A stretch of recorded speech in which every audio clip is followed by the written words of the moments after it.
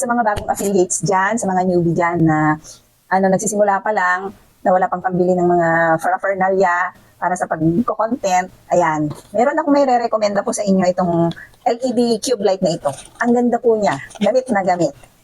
Kaya ko po ito maire-recommenda sa inyo kasi bukod sa budget friendly po siya kasi 100 pesos lang naman po yan. Ang ganda.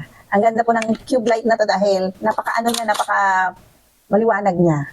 Ito po i-clip lang natin dito sa taas ng ating cellphone para sa ganun pag madilim na yung yung paligid natin or madilim talaga, parang ganito pag gabi, tapos makulimlim yung ating mga kailawan diyan. Pwede natin gamitin tong isindi.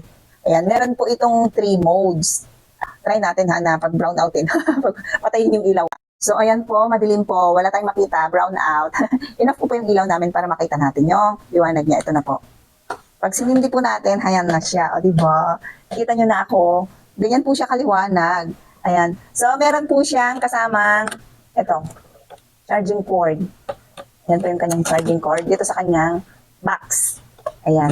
Tapos, gawin natin ulit yung isa pang mode niya para aesthetic. O, diba? Nakakaganda kapag yun yung ginagamit natin na mode. Kasi, pwede tayong anytime kung gusto nating gumawa ng ating content, kapag meron tayong ganito na, fill light is, madali lang gumawa, di ba? Ayan. Napaka-essential para sa atin, napaka-necessity para sa ating mga content creator. Ayan. So, gawin pa natin yung glass na mode niya. O, di ba? Ang ganda, ang liwanag. Sabi nga ni Mr. ko, pwede daw niyang ilagay doon sa likod ng motor niya kapag bumibiyahe pang ilaw sa gabi. Kasi ganyan siya kaliwanag talaga. Kitang-kita mo. Ayan.